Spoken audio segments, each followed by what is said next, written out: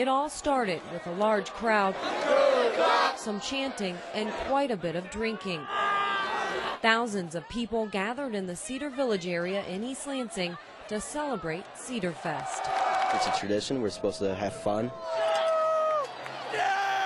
But police say all the fun quickly turned violent. Our officers could no longer get into the crowd without being pelted with bottles. The crowd started pulling up the street signs.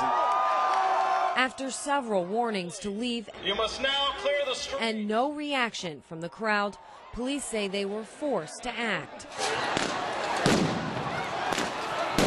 Our goal was to end it without using tear gas, and so we used other munitions, smoke and flashbangs. That got rid of about half of them, but there were still people who were chanting tear gas, tear gas.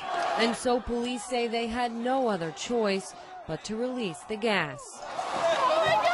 I am so disappointed. You know, I think it could have been, I guess, a more positive event. Students are going to do this kind of thing every year. I mean, I've been here 4 years. I've seen it happen a lot, but never to quite this extent. So I think the police kind of just, you know, they see these kind of things about to happen and they kind of really overreact. In our township plant with more on how the strike is affecting local families. Ann?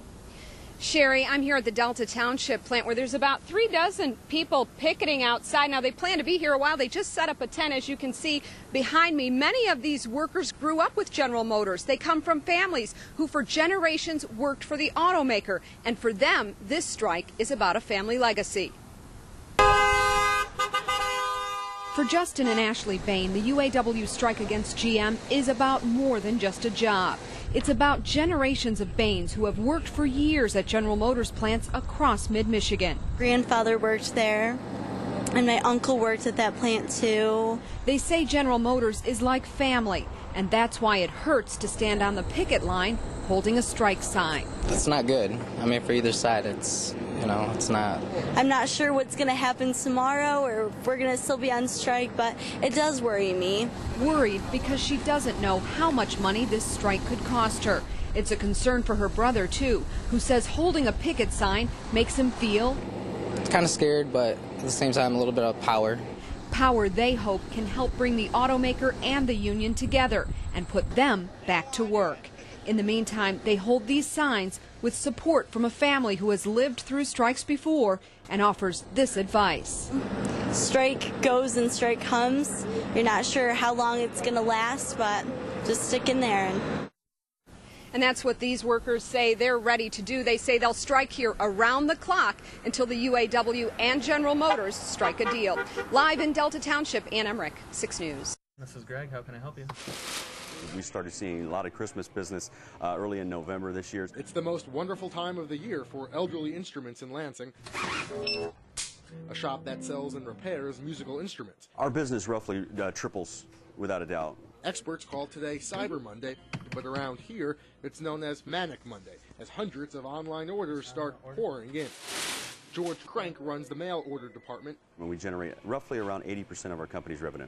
And he has to beef up his staff this time of year. Say between 15% of our staff we increase during the holiday season. Elderly Instruments normally sends out between 200 and 300 packages every day, but during the holiday season they send out more than triple that, sometimes as many as 800 packages every day. All of them originating from phone and internet orders. Customers are trying to get a jump on the season. Crank says they're doing all they can to increase online traffic. And we also have a free shipping promotion that we run, especially during this season of the year. Music fans from all over the world order their instruments from this Lansing shop. Today, these boxes will be sent to France, England, even Erie, Pennsylvania. And Crank says that's music. It's 10:31 evening. To his ears. In Lansing, Jeffrey Smith, 6 News. No more money, no more tax. Work with me. It's 1.257 mils increases. That means guaranteed mortgage go up or taxes go up, guaranteed rents go up. Tell them no. No more money, no. The best way to take a recession and turn it into a depression is to raise taxes. Thank you, darling. Enough is enough. People's nest eggs went down the tubes in the stock market. Their nest eggs have been scrambled. Nobody gonna bail you out. You better bail yourselves. Enough is enough.